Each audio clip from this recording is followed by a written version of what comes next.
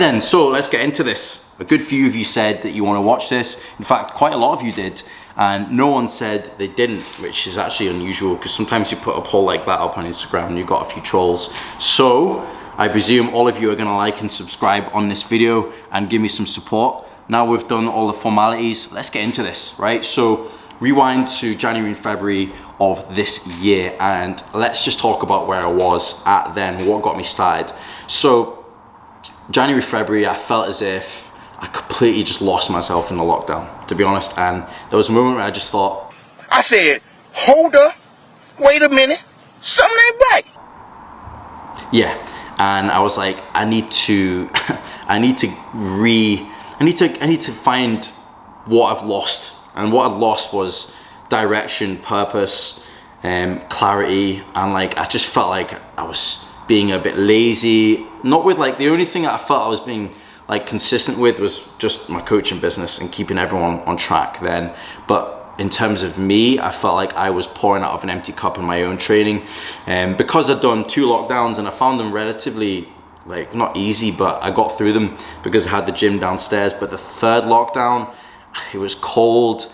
It was just, I don't know, the novelty had wore off of having your own gym, and all the things I wanted to do was centered around being inside the gym and being able to catch a flight and travel. So, you know, these sound like excuses, but basically what had happened was I lost sight of where I was going because there wasn't a clear path ahead of me, and everyone else said to me that it was tougher, that lockdown. Let's be honest, it was much more challenging.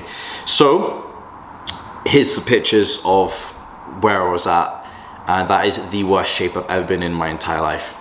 I hold my hands up and say that I don't know what I was doing, I don't know what I was going through, but at the time I feel as if I was going down some roads in my career path and saying some things and doing some things on social media that didn't really feel like me. And once I left that career path and moved on to more authenticity from myself, then I started realizing that I'd let myself go. I'd let myself go with my physique. I'd completely let it slip, and something needed to change. So when the gyms opened and I had like a bit of time to like really think about things, and obviously because I went back home in April when the gyms opened in England, trained there for a couple of weeks, and then I realized that I love being consistent. I love like working on myself. I love having a direction, and things started looking a bit more optimistic. So after my birthday was done, I started really knuckling down, okay?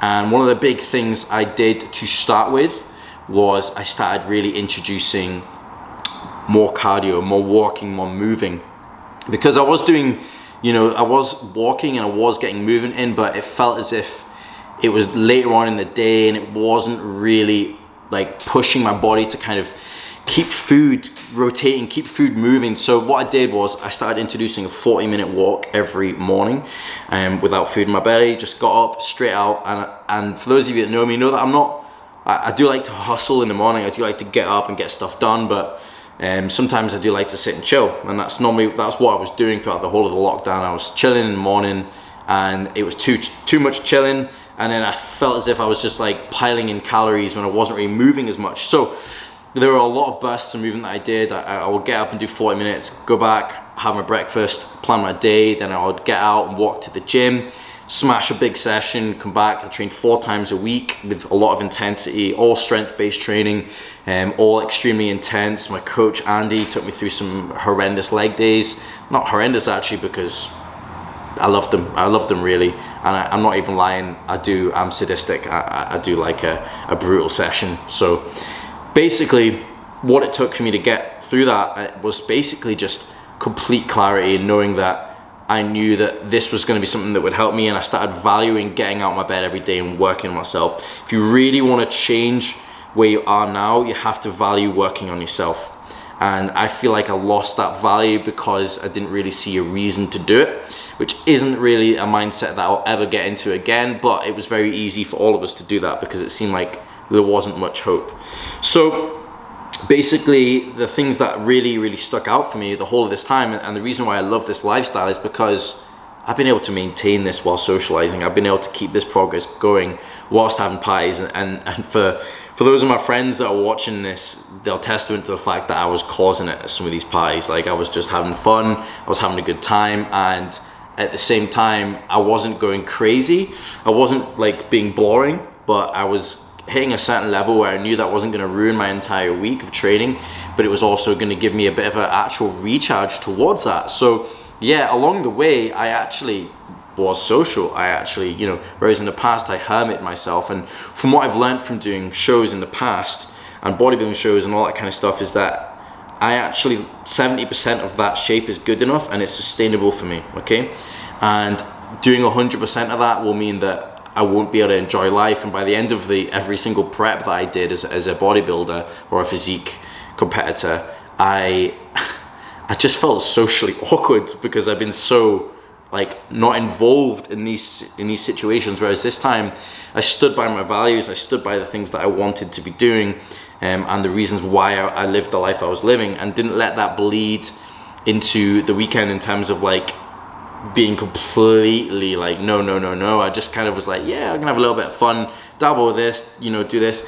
And yeah, it actually helped me along the way. And I think a lot of people struggle with that because they don't know what the level is, and I know what my level is when it comes to like going out, things like that, and I have fun, but I make sure that it doesn't completely sabotage me, and that's a knack. It takes time to learn that. So, you know, things that I've really learned along the way, and obviously I've not even done my photo shoot yet. Like, that's going to be another 3.5 weeks away. I'm going to be back in London to do that, which I can't wait for, to be honest.